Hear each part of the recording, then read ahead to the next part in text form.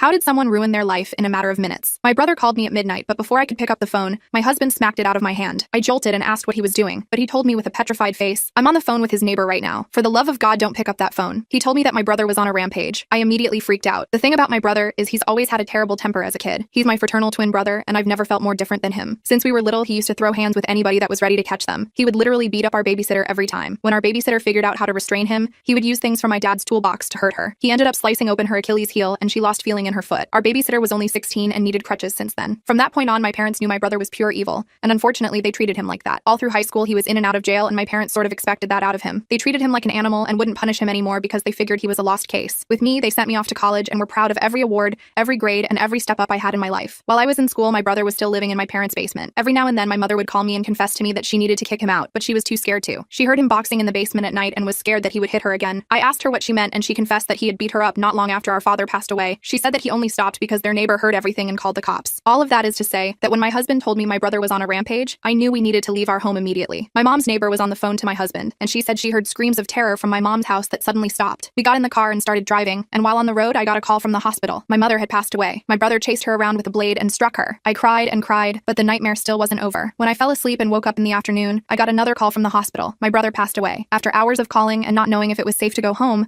I finally got some answers. Turns out my brother had taken my mother's life and wrote down a confession, planning to call me because I was the golden child, and he was the monster who decided he was going to play his role. But on the way to my house, he got into a road rage incident and drove himself into a tree, where he instantly passed away.